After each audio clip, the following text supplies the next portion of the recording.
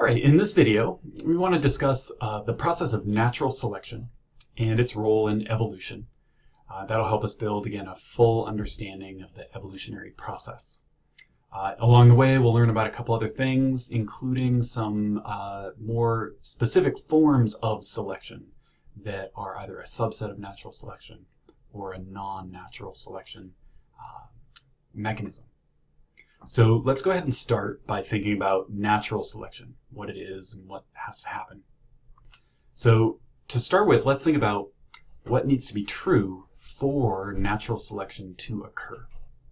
And we're going to define 3 requirements that are in place for natural selection to occur. So the first requirement is that we need variation in a trait. So within a population, within a group of organisms, we need differing traits between the individuals.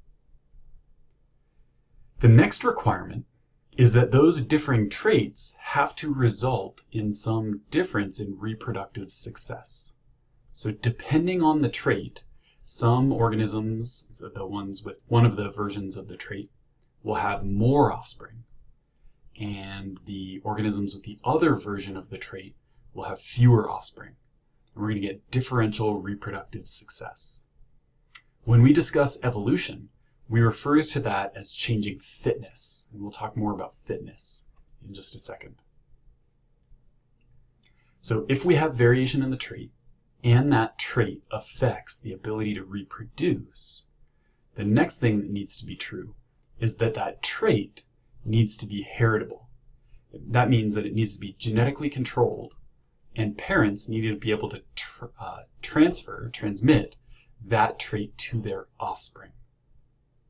So if these 3 requirements are met, natural selection can occur on that trait, eventually leading to evolution.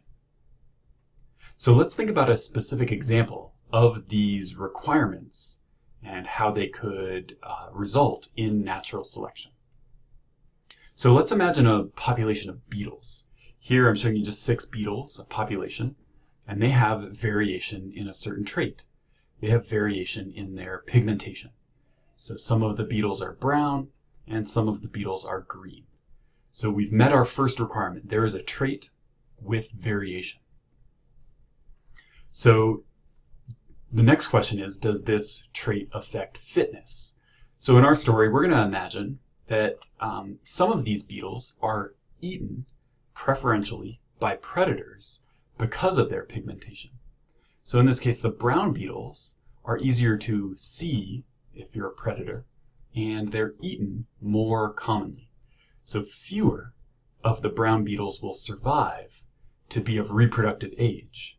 And that means fewer brown beetles will have offspring. So now green beetles will be more successful. They're going to have offspring more often because they survive longer.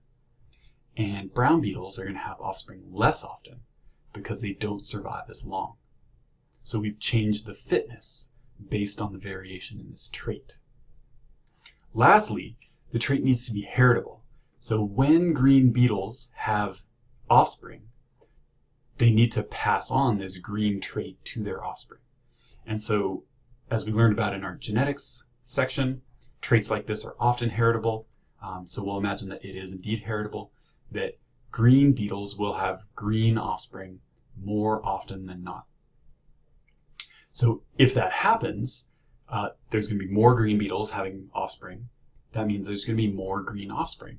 And now we've got a population that's more green beetles and fewer brown beetles.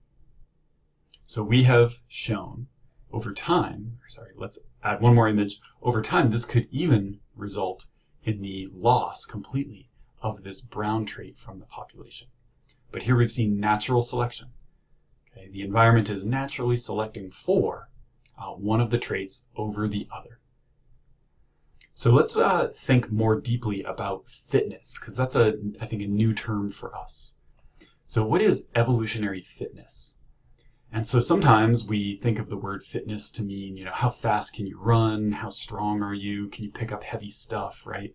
But that's not the point of fitness when we talk about evolution. In evolution, fitness refers simply to the number of offspring produced. So an organism that produces more offspring has higher fitness. An organism that produces fewer offspring has lower fitness. Right? And all sorts of traits can affect the fitness. So with the beetles, the pigmentation affected fitness. Some survived longer so they could have offspring. Others were eaten early, so they couldn't have offspring.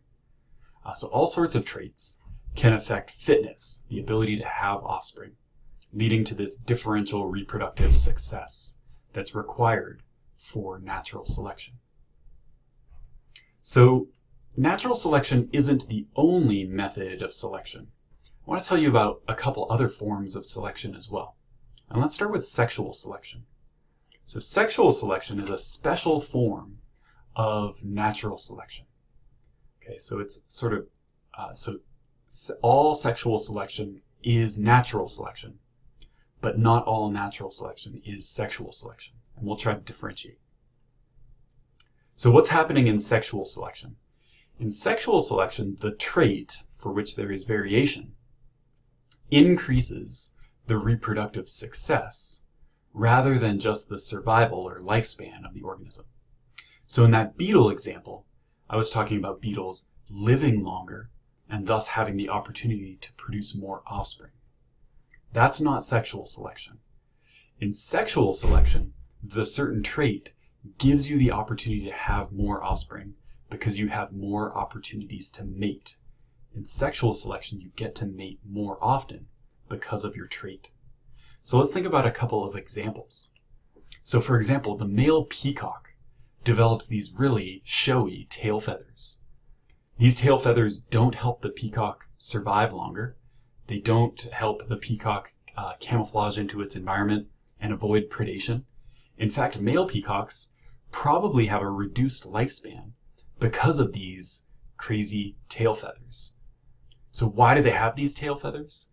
It's because female peacocks prefer males with these tail feathers. And thus, males with these tail feathers get to mate more often.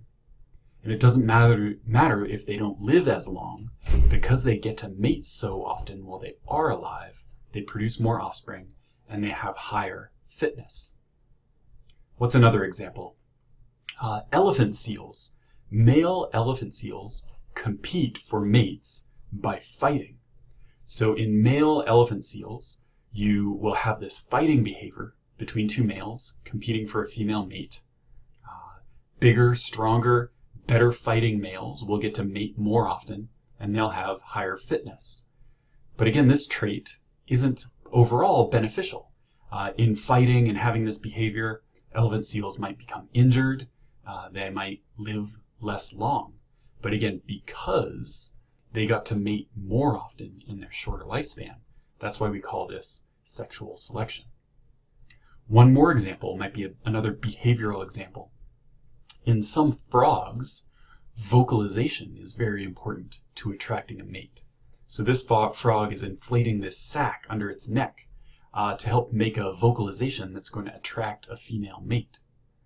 So over time, frogs that have larger vocalization sacs have been selected for because they can vocalize better and attract more mates and get to mate more often, even though this trait might not allow the frog to survive longer. Right? It got to mate more. Okay. Let's talk about one other kind of selection. So this is artificial selection. Artificial selection, you might guess from its name, is a non-natural selection. So what do I mean there? In natural selection, the environment was affecting whether or not the organism survived based on its traits or not. In sexual selection, the normal behavior between two organisms determined if the organism with the trait, got to mate or not.